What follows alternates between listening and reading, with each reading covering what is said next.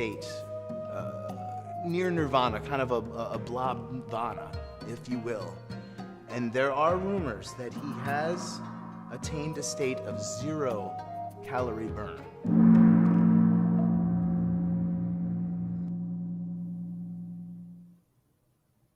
Couch body.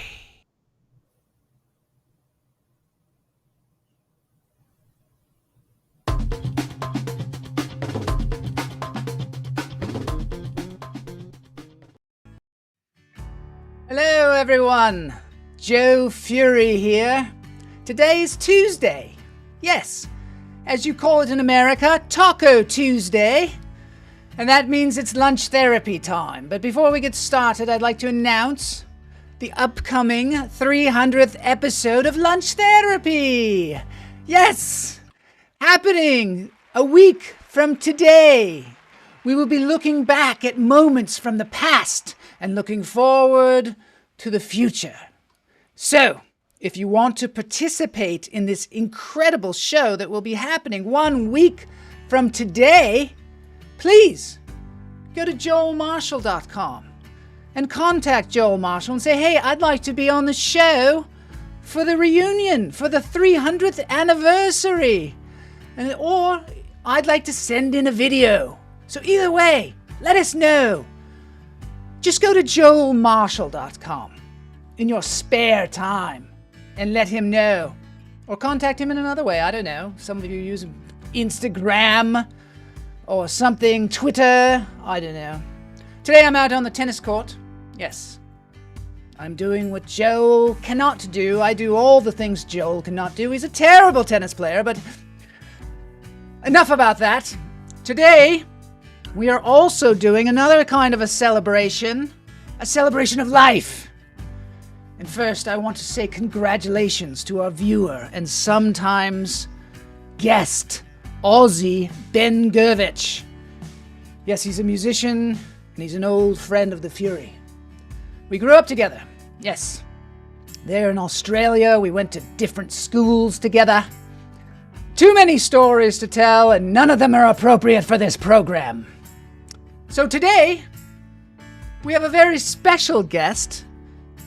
His name is Marc Preston Moss, and he will be talking to us all about his journey of discovery in Buddhism.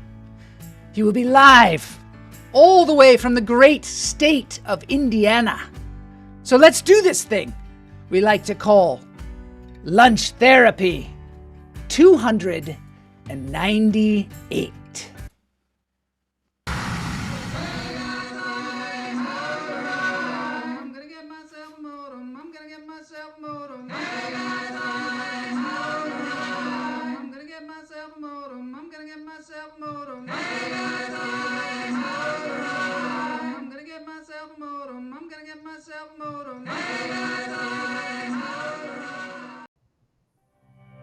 Hello everyone! Welcome to Lunch Therapy, Taco Tuesday. That was my friend Joe Fury. I also want to wish Ben Gervich a happy birthday. Really excited about the show today because we are going to talk about the journey of my friend Marc Preston Moss and his journey with Buddhism from Indiana. When I think of Indiana, I don't think of Buddhism, but now I'm going to for sure. But before we get into it, we're going to do our breaths. Yes, and they're free pancakes today, so just reach right into your screen there and pull out a pancake. Don't get too much syrup on your hands. There's also some butter and whatever you like. It's free. It's all virtual though. It's all virtual pancakes. Happy birthday, Ben. Yes, Kamala said happy birthday. Ben is not awake yet, of course, but Mark Strugnell is. It's great to see you, Mark. Fury's accent hasn't gotten any better. No, I think it's gotten worse. It seems like it's actually veering into the British, perhaps. I don't know, but we had an accent expert on the show, Jordan Yanko, and perhaps he can help Joe, because Joe I really think is actually from Pacoima. I don't think he's from Australia, but Ben will weigh in on that. It has deteriorated. Yes, it has totally deteriorated. His hair has deteriorated as well. All right, we got to breathe, but I want to tell you what's happening here is before we get on to Mark, I want to share with you something. I asked this girl if she would share this with us, and she said yes. She said she's very unique though, so I want you to really pay attention with your ears. This is an instrument. It's a Finnish instrument. It's called a cantel, and I don't know if any of you know of this instrument, but this girl is very good with it. It has up to 40 strings. There is a switch mechanism for changing sharps and flats. She also has a looping pedal. And in Finland, the national epic story, it's called Kalevala.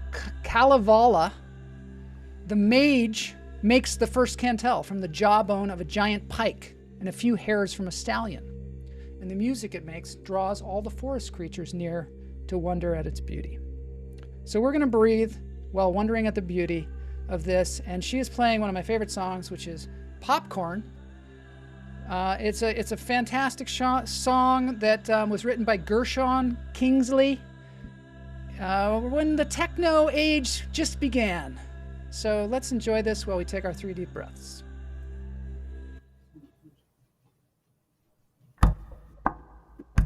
First breath, hold it, let it go. Yeah, the scenery is good. I'm going to be quiet because it's important. In through the nose, out through the toes. Hold it.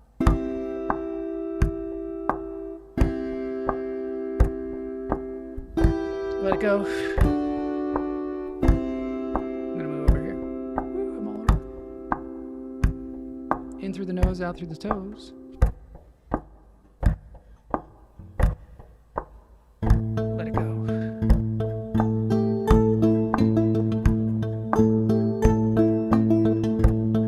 don't know if you know this song, but it's a great one. And she does an incredible rendition. Let's go for one more breath. In through the nose, out through the toes. Go to her YouTube channel, check it out, subscribe. Let it go. She's a phenomenon.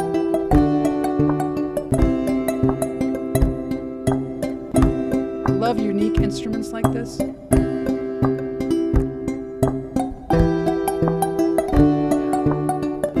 More people should know about her. Ellie. Her name is Ellie. The instrument is called cantel. YouTube channel, Ellie Cantel. Let's go for one more breath, and then we're going to bring Marc on. In through the nose, out through the toes. Hold it.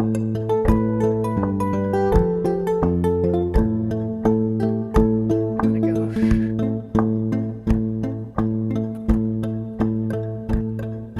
Yeah, Marc knows. This is a difficult instrument for sure. And she's got tiny little fingers.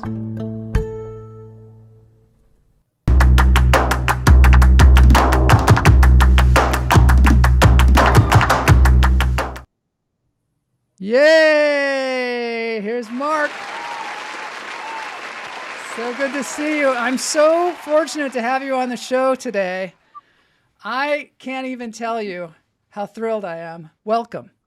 Thank you. I've been excited to get to do this with you for the past week now. Yeah, me too. I've been really looking forward to this. So I don't know much about Buddhism. I do meditate. I'm always searching for something that is going to be helpful to my viewers out there and also helpful to me. So you have written a book, and I find it super interesting. It is called The Law of Reflection. And I've read half of it because I only got it a couple of days ago, and it's about 400 pages long, but I couldn't put it down. I had to put it down because we have to do the show. But I really found it super compelling because it's your journey into Buddhism from a dead stop, right? Yeah.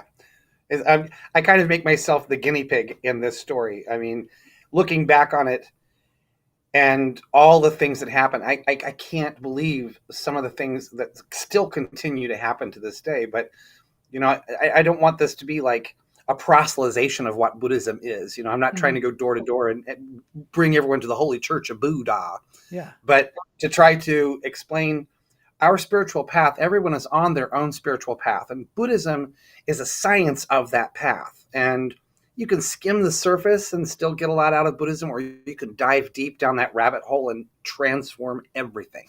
So you have a website called Over the Counter Dharma. First of all, I'd like to know what Dharma is. And then second of all, what you mean by over the counter Dharma. So for a lot of Westerners who've gotten into yoga and so on, they've heard the term Dharma, and Dharma in the Hindu perspective is religion. But Dharma in Buddhism is really a lot more specific. The word Dharma itself as a Sanskrit word has 11 different definitions. So in terms of Buddhism, it is the path of reality. It is our life. The teachings of the Buddha himself. And as Buddha said, he doesn't own Dharma. Buddha is one of many different Buddhas. Historically, we know of the one in northern India. So we look at the teachings of Buddha and the Buddha himself, the teachings, and then the monastic and committed community as the Sangha, the Buddha, Dharma, and Sangha, as a doctor, his medicine, and the nurses. Well, in Kokomo, Indiana, when you read, the Dalai Lama's book, and you're like, I want to know a little bit more, there isn't a nurse nearby. So I felt like I was haphazardly pulling books off the shelves and devouring them, and I called it Over the Counter Dharma. I see what you're saying. So, like, for instance, I have read the book Happiness by Ricard. Matthew Ricard. Matthew, that's his name. Matthew Ricard. And I found that super helpful. But I guess that would be something like that, where somebody gave me a book and I was just like, wow, I want to know how to be happier. I really want to know how to be happier. And this is a book about that. And essentially what he said is meditate. I mean, that was kind of what it distilled down to. But then when I start looking at these words, all these different Sanskrit words and things like that, I start to get my mind starts to boggle. And there are also some things that are kind of difficult to get into on an entry level, like the concept of impermanence and how impermanence is supposed to make me feel better. And then I get that's when I struggle. I struggle from the words, and I struggle from these concepts where I'm like, wow, I don't know if that's going to help me. As far as like that idea that everything is impermanent, which we all know deep down, but I don't know if it makes me feel better. Can you tell me something about that? I know it's a lot, but can you tell me something about how you entered into it? First of all, I understand you were in a deep state of depression over a breakup, and you talk about that in the book. But what was your way to get into this? So obviously, everything we're going to talk about today is spoiler alert because it's all in the book. Yeah. But once the first, like you said, I was in a deep depression. I was suicidal. I didn't trust anybody. I had been cheated on over 40 times, and it wasn't at the same party. Like, you get that off your bucket list, I get it, but it was 40 different times. And so it was this ongoing betrayal. And when I finally discovered it, I just completely lost every will to want to be alive. And so after a few months, I heard a laughter in my bedroom as I was coming out of the shower, and I went in and looked, and on the TV is the Dalai Lama. And so I see this smile, and I stood there and watched this interview for a while. And for the first time in months, I was smiling. So after the interview was over with, I just went back to my sour self and said, well, he's a religious person, probably just looking for money. And then I saw this kiosk at the bookstore, and there was a picture of him. And so I picked up the first book I grabbed was The Four Noble Truths. Mm-hmm. And in the introduction, Robert Thurman said, there is a disparity between the way things appear and the way they actually exist. Okay. And for me, in that moment, I had never thought of that. I had never actually considered that Marc if there is a Marc, he's inside this bubble and has to use these different sensors, if I could say it like Leonard Nimoy, to detect everything that's out there. Yeah. So when I did just a little bit of research, the Dalai Lama's brother lived in Bloomington, Indiana, and that was an hour and 45 minutes from me. Was that just a shock? Because, I mean, you probably thought you were just like so far away from the teachers of the thing, and then they were down the street. Is there a lot going on in the Midwest with Buddhism? And because I wouldn't think of that when I think of Yeah, Indiana. it's funny how it's percolating, but here's the thing, and I don't mean any disrespect to people that come to Dharma, they look around and then they leave. What I find that when people are looking at a self-help book, or they're looking at yoga, or they're looking at meditation, most people are drawn by some calamity that occurred in their life to look for alternative paths that our traditions that we were raised with haven't addressed. And they're all looking for a reset button. Everyone's trying to find a reset button to fix those calamities. And so one of the first things I tell new people when they come here is be okay with there not being a reset button. But understand that things like when you talk at the beginning about impermanence, Mm-hmm. if Buddhism or these different New Age methods that we're bringing to the world are just another pretense that's going to gloss over what the actual problems are and not get to what our reality actually is, we're going to be looking for something new again later. Okay. Yeah. So when you said Dharma was religion, is that all that word means, is religion? Or does it mean, because we have one of our viewers is asking about Dharma again. Yeah, I can't speak enough about the Hindu perspective, because Hinduism and Buddhism share the Sanskrit base. Okay.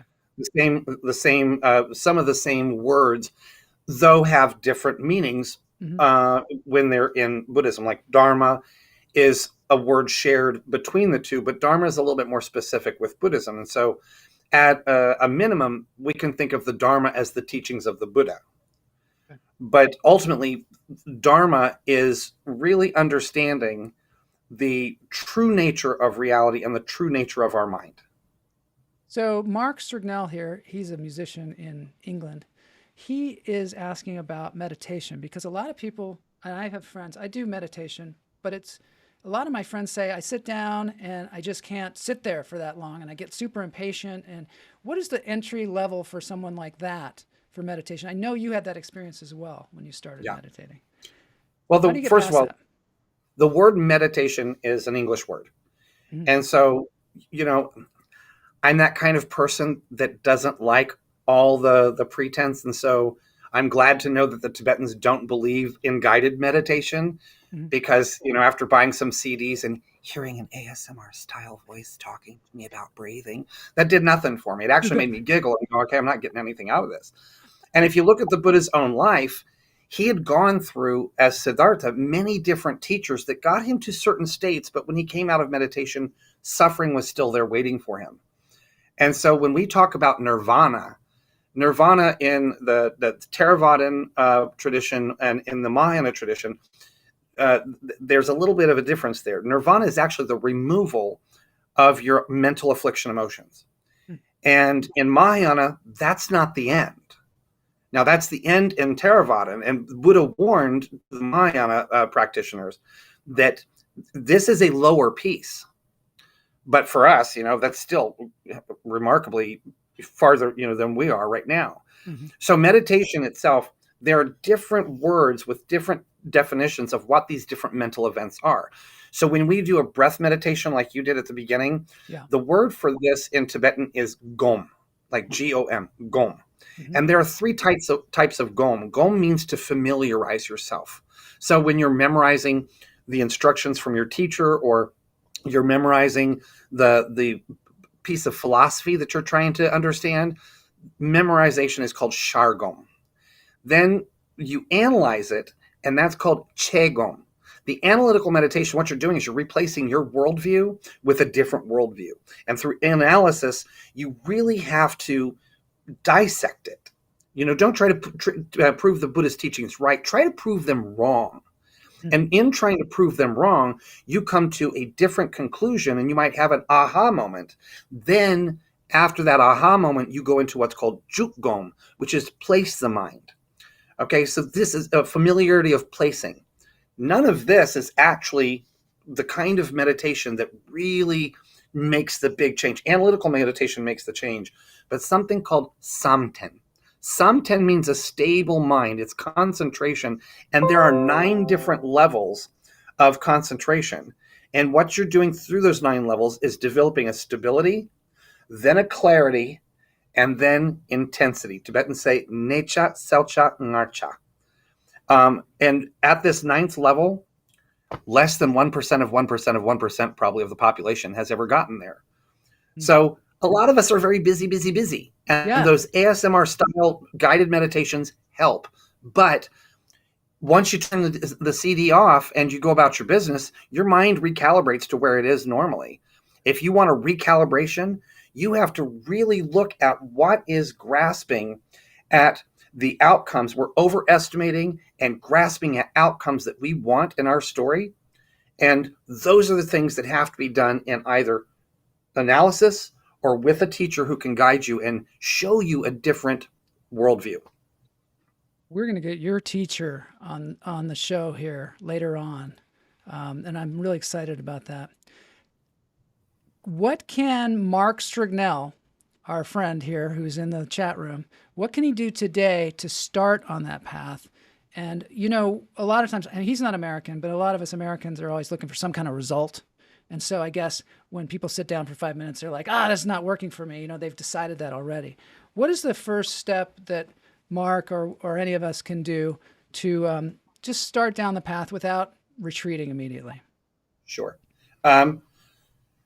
So that everyone comes at it from a different angle. And here's the problem with me giving a blanket for that. Is because Dharma, as you know, Buddha gave 84,000 teachings. And if you can see these texts behind me that are wrapped in orange fabric, we have 1,108 teachings remaining that the Buddha gave publicly and privately. Okay. And then over on these shelves, I'll show you in a minute, we have 275 volumes of books that these Indian masters after Buddha, they took the teachings, applied them to themselves, and they got the same results and wrote commentaries on those teachings. So these teachings by the Buddha are called Kangyur, and those teachings by the Indian masters are called Tengyur. And then as Tibet developed their own enlightened teachers, they wrote their commentaries on the commentaries called Sungbum. The problem is that, like medicine, if the Dharma is like a medicine, what could be a medicine for Marc could be poison to me. So that's why having a teacher who understands your proclivities. Is Marc somebody who has, you know, discursive thinking all the time and he needs a breath meditation works? Is he somebody who is dealing with desire or lust? Then maybe a skeleton or death meditation works. For me, what I think really helped me was, first of all, looking at there is something wrong with the way I think. You know, if you wake up one morning and your heart is pounding, you're like, that's wrong. And you go see somebody about that. And if your hand is twitching uncontrollably, you go see a neurologist and say, this shouldn't happen. But we don't often look at ourselves and say, I think there's something wrong with the way I think. And if we could be honest with ourselves that maybe the way we've wired ourselves to see our reality isn't actually the way it exists outside of us, then we could start to analyze. So what I would ask Marc is pick up your pen or pick up your coffee mug and look at it and realize that you're seeing a reflection of your own mind because your senses collected the shapes and color and created an inverse mental image, and you're responding to the mental image as though you're responding to the object out there.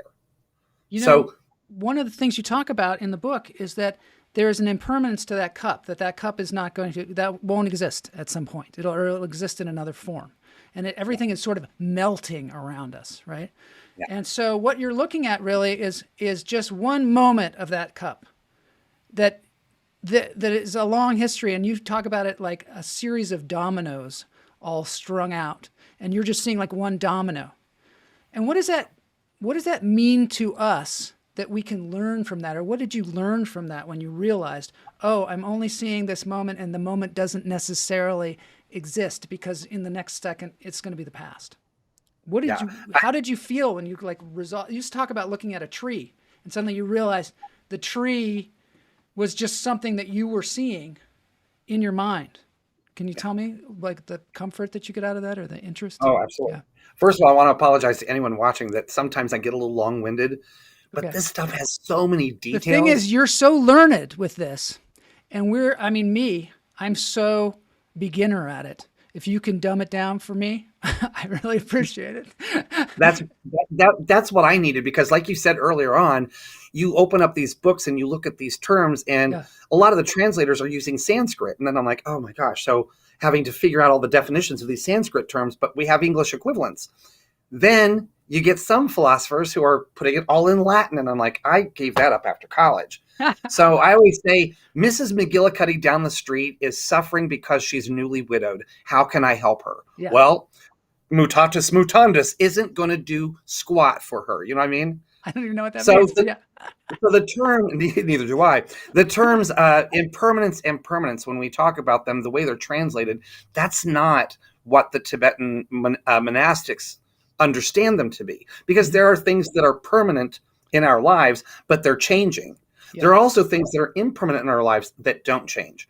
So realistically, when we think of permanent and impermanent, we need to look at the definitions that are used by the monastics. And that is the term takpa, which is permanent, and mitakpa is impermanent, literally mean changing and not, unchanging and not unchanging. So changing things and unchanging things. Okay. And when we look at the definition of changing things, they're changing millisecond by millisecond. So I think of that as like a string of dominoes. From the moment that Marc was conceived, the sperm and egg coming together, fast forward all the way to my last breath in this body, and represent every millisecond with a domino.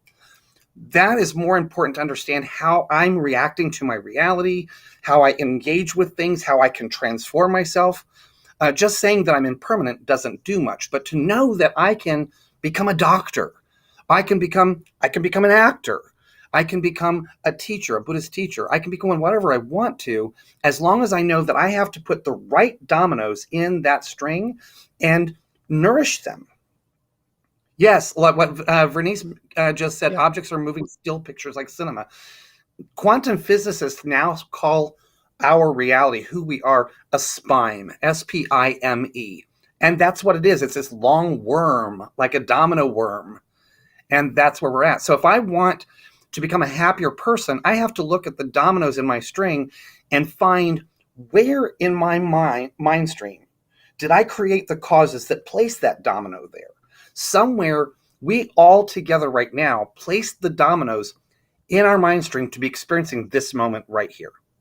So the analysis that you do prior to meditation is just as important as sitting down and really learning to train and tame the mind. You know, I gotta just tell you a joke. Okay. So this actually, it's on YouTube. There's an Australian guy, and he's interviewing the Dalai Lama, and he says, "I want to tell you a joke. Have you seen this?" And he says, Yeah. he goes into a pizza joint. Dalai Lama goes into a pizza joint, and at first, the Dalai Lama doesn't quite understand what even a pizza joint is.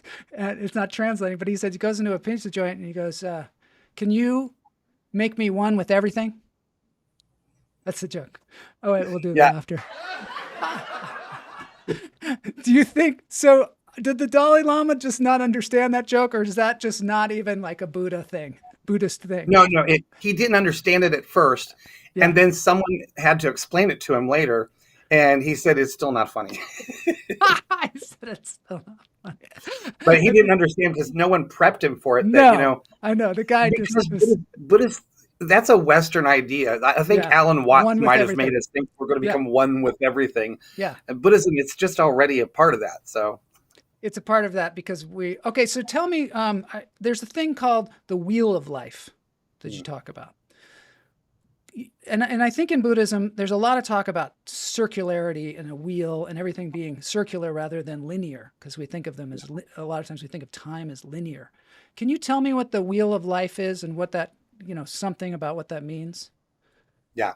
In Tibetan language, it's called the Sipe Korlo. And it's 12 links that move from, you start at a place of ignorance. I like to say, how is my mind calibrated? That calibration of my mind determines the kind of thoughts I'll have. And those thoughts are actions. And those actions determine the kind of consciousness that we will have that affects the body, the systems of the body, and so on, and the objects that I interact with. Do I want that object, or do I want to get away from that object or person, and so on? So the 12 links in the Wheel of Law is actually describing 3 lifetimes from one movement of mind. Wow, that's intense. Yeah, Howard Verona says, I got to tell you a Dalai Lama joke. That was so martial. That was not. I'm going to do another martial thing here. I'm going to show you this video that I found of your feet, and one of our furry friends, the trash panda. This is so great. We love raccoons on the show. We love trash pandas. We call them in the most loving way. What is going on here? Are you? I just know that there's someone out there wondering why the heck is that guy wearing socks and sandals? But you know what? It's Indiana, and it's on my. I think my friend Guignel in the chat room likes to do that too. So you're in good company. Okay, so that was you. This is something else. This is actually a driving in a motorhome. But I wanted to ask you about Buddhism and animals. Is there a relationship to animals and spirituality in Buddhism? Are you a big animal lover? Why are you feeding a raccoon? Tell me more. Number one, I'm a huge animal lover. Buddhism recognizes every creature with consciousness. Yeah. You know, I hear people talk about the Schrodinger's cat. Yeah. And I'm like, why didn't Schrodinger understand that the cat is also an observing consciousness? So, you know, every creature with consciousness, seen and unseen, all animals are deserving. They deserve to live. They deserve to find happiness, and they deserve to be free of suffering. For me, nice. I'm just a crazy animal fanatic. If you went on my Facebook page or my Instagram, you'd see a picture of me feeding monkeys in India. And now, when I first got to Dharamsala, I had never seen monkeys in the wild. There's no glass, no cage. And my teacher, Geshe-la, his sister, picked me up at the Dharamsala airport, and we were driving up to McLeod Ganj, and I saw my first tribe of monkeys, you know, these macaques out in the street. Yeah. And I'm like, oh my gosh, this is so cool. And she turned around in the front seat of the car and looked at me and said, don't look them in the eye and don't smile at them. Exactly. And I'm like, okay. So I didn't know. Well, a couple nights later, I'm walking around the Dalai Lama's residence because there's something they do called a circumambulation path where they say prayers as they're going. And I'm by myself, and I had a package of cookies in my pocket, and I saw this monkey sitting over on the side of the pathway, and I thought, this is cool. So I pulled a cookie out and I threw it to it. And it's one of those fake Oreos, you know. It had the cream and the 2 biscuits on it. Yeah. And this monkey ran over and grabbed it and started to eat it. And then I'm standing there just excited, eyes wide open, ear to ear grin, exactly the opposite of what his sister told me. And this monkey looks and does a perfect double take and goes, oh, and yelled at me. Oh, sorry. It charged at me until I stopped looking. Well, when we were in Delhi, which was many, many years ago, we were in Delhi, and apparently the monkeys took one of the politicians and threw him off the balcony. They swarmed him and threw him off the balcony. So got to be careful of those monkeys. There's a lot of talk in the chat room about the socks and the sandals. People like it. Thank you. Jay Patterson says she only wears socks and sandals, or she wears socks and sandals. Guignel says he only wears them to weddings. So you're in good company.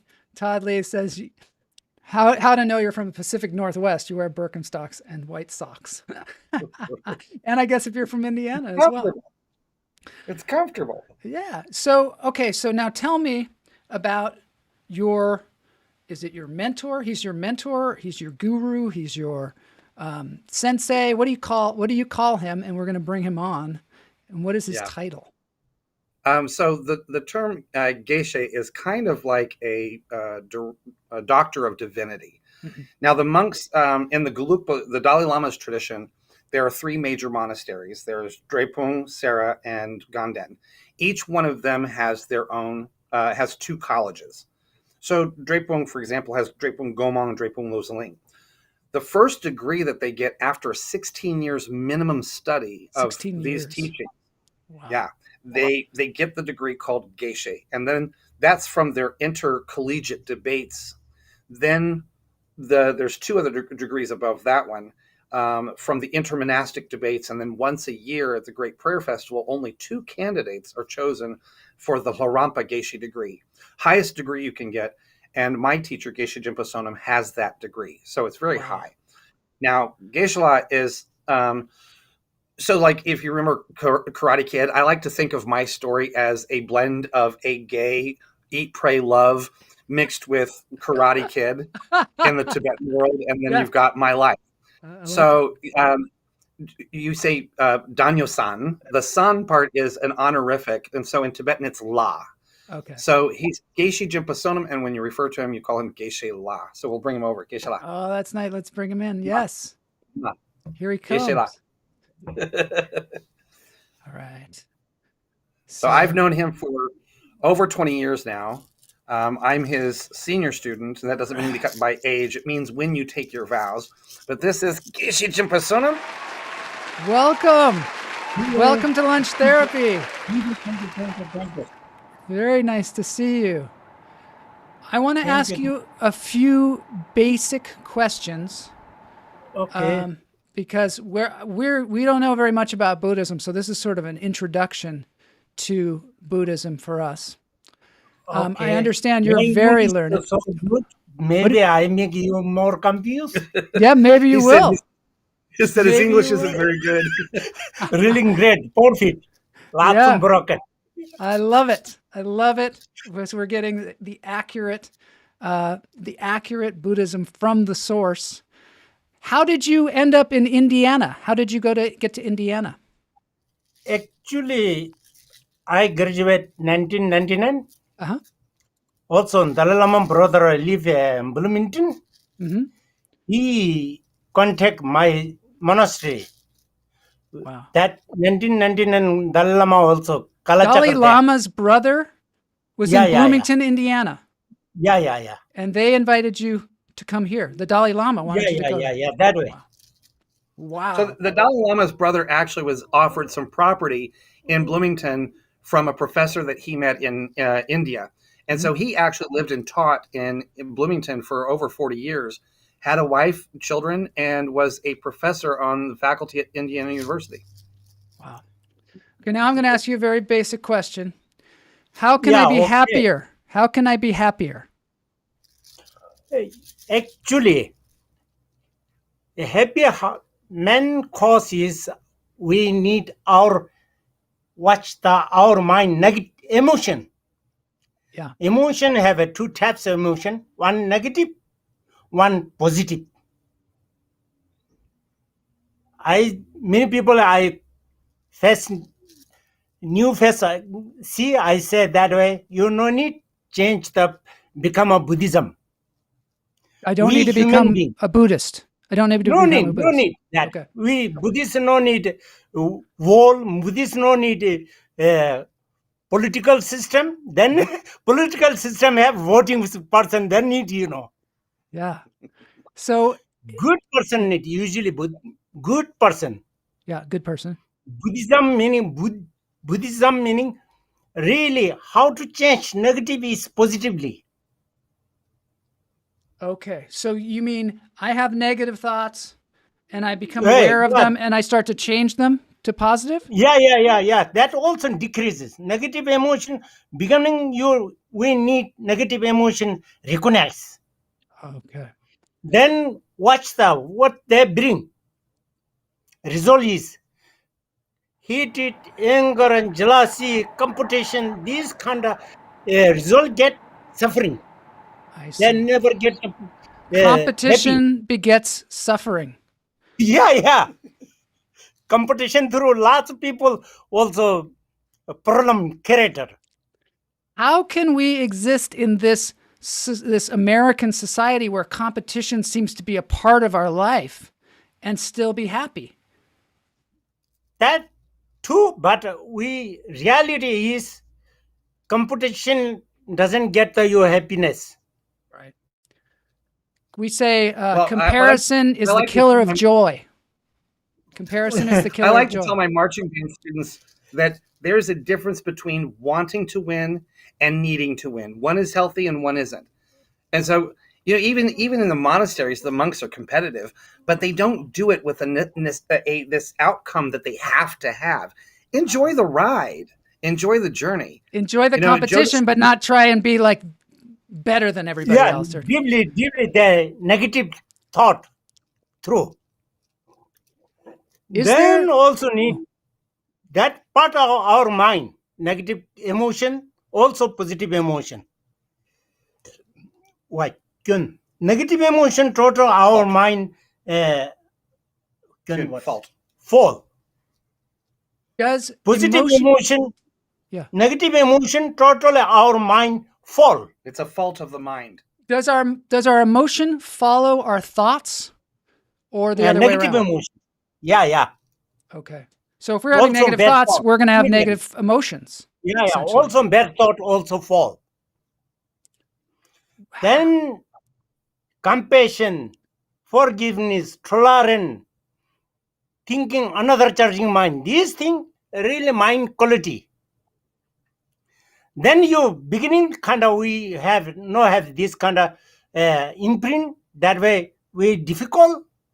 You doing familiarly, then more getting this compassion through. Then totally Buddhist say compassion mind is non-violent. Compassionate mind is non-violent. Yeah, Mhm. that 100%. Now, I want to add to what he's saying. Joe Dispenza, in his book Evolve Your Brain, talks about what an emotion actually is, and it's a chemical. That's it. So I guess for one thing that I would say to Marc, to add to what I said earlier, is every emotion you have is merely a chemical. And it's part of the fight or flight mechanism in the brain. When we overestimate how much threat that guy is bringing me, the amygdala sends this flood of emotions, these chemicals, to protect me.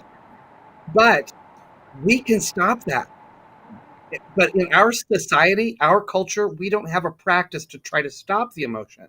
So my favorite question Joe asks in his book is, are you thinking your thoughts or your thoughts thinking you? Mm. And then he asks this perfect question that changed my life. He made this statement. If you cannot stop an emotion from happening while it's happening, you're addicted to the chemical. Do you And we think can change our emotions. can we break the pattern of negative thoughts through meditation? Yeah. Also, we need beginning negative emotion recognize. People not much heated, anger, jealousy, these things, not much thinking negative, We don't even realize That's we're what- doing it. Yeah, doing that way. We're so This used to not living good. in it. Yeah. Yeah, we need this kind of recognize. We need to Then what recognize it. bring the result that total suffering. Do Then we? Oh, go ahead. compassion mind, Mhm.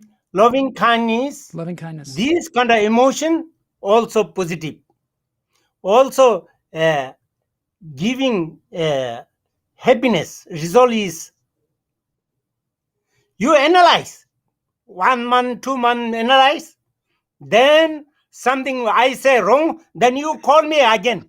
Okay, I will do an experiment where I That will your joke. focus on loving kindness. Analyze Yes, and see if own that's, mind. and I will let you know. We'll let you know, and our Yeah. viewers will also. When you meditate, do you contemplate loving kindness? Is there something that you can actively do that's like loving kindness meditation? Yeah.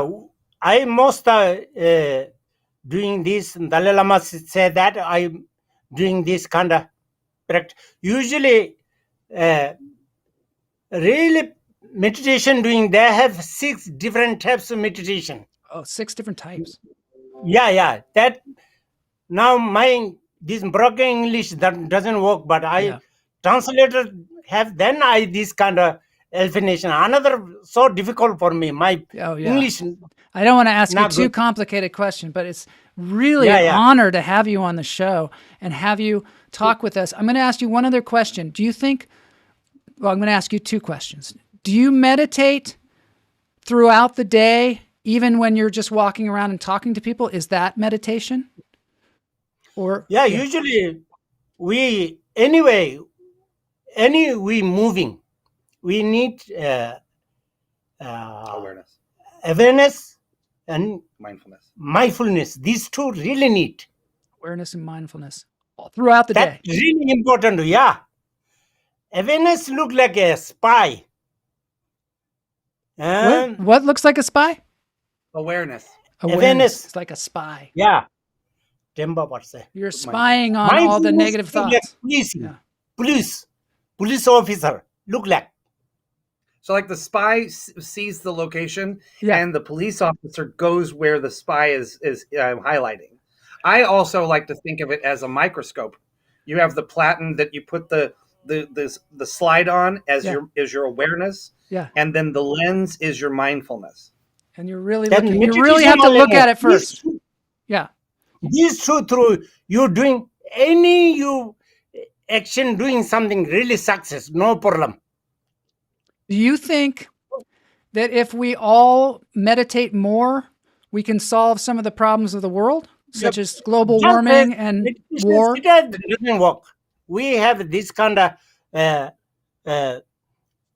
education, then doing perfectly some this way, then meditation really helpful. Really helpful. Does it help with Really 100% helpful. Does it? One of our viewers is asking, do you think this will help with an aging brain as you get older? Meditation. Doesn't matter. Doesn't matter. Doesn't matter whether you're old or Doesn't young. matter.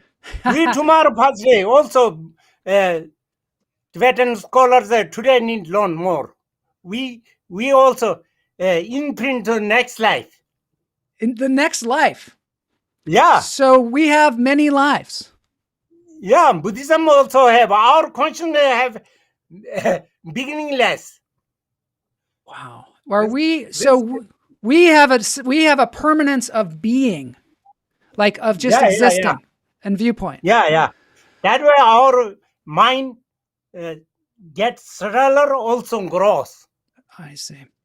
Subtle Throughout mind the grows. lives. Wow. Now, okay. So this is really exciting. One of our viewers wants to know, how long do you meditate each day and what time? Totally, I some specific sleeping before I doing some. Then morning I have a Buddhist sadhana. He has recitations that he does. Maybe 3-4 hour I reading. That way I also some positive mind thought also doing this way. That also includes the meditation through. Wow, so you I do want a to lot give of a meditation. footnote. Yeah. I want to give a little footnote here to keep us, on track with he's been saying and where we're at.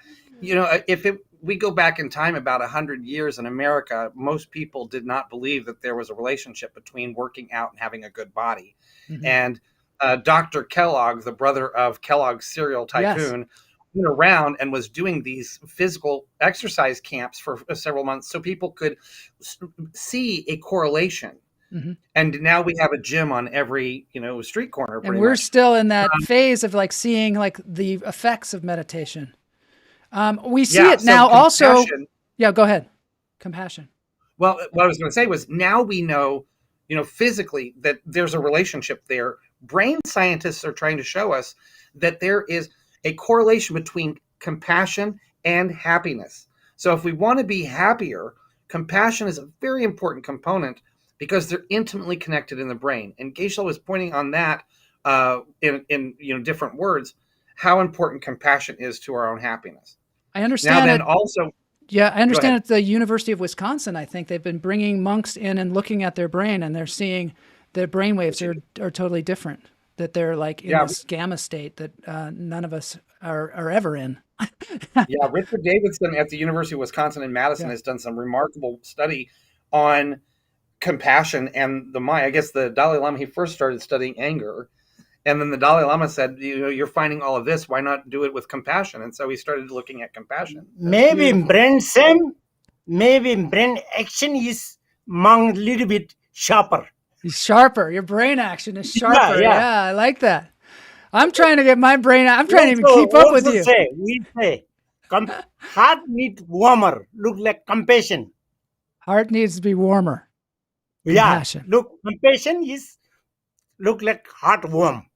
I love it. Okay, we're going to have to end the show because Yeah. I'm at the end of the Wisdom show. Look like brain clear. Thank you so much for Proper. being on the show. I really appreciate Thank you you. taking the Thank you. time. This has been so wonderful. If problem. there's Thank you, anything we thank can you. do for you, let us know. We need more compassion, good person. That total for me okay. Okay, that's what we're going to do. More compassion. Okay. Everybody is More now ordered compassion to person, be more compassionate. Bye-bye. less negative person. That really, I wish everybody that way. Then country success, whole world is success. I love it. We have a translation down below. It says, brain clear, heart warm. Thank I love you. it. Okay. All right. Thank you. Everyone says thank you.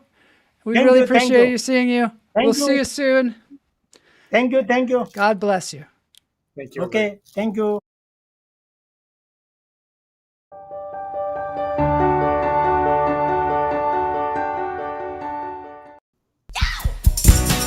All right.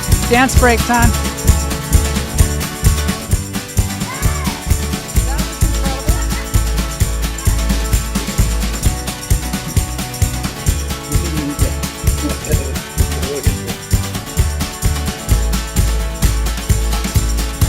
Well, I came home like a stone, and I fell heavy into your arms.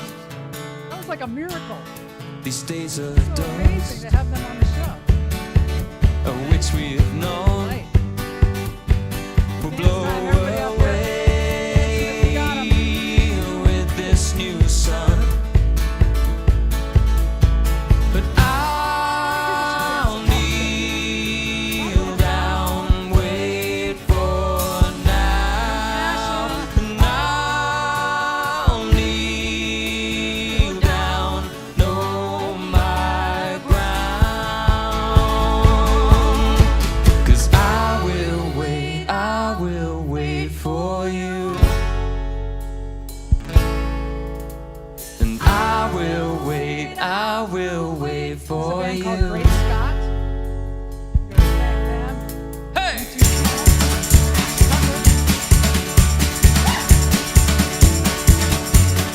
So break my step and relent. Will you forgive and I won't forget? Know what I've seen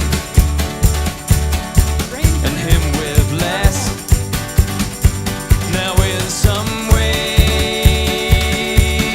shake the excess. Yeah, I will wait for you. And I will wait for you. And I will wait for you. Big surprise for you on Friday. I will wait for you. Episode 299, so it was super fun. Now I'll be Of course, bold the 300th episode on Tuesday. Send in a video as well as strong or tell me you want to be on the show. and use my head alongside my heart to tame my flesh Special thanks to and fix my Marc for being on the eyes. show. A tethered mind freed from the lies. And Yes, I'll if your heart is warm, your brain will be free. kneel down.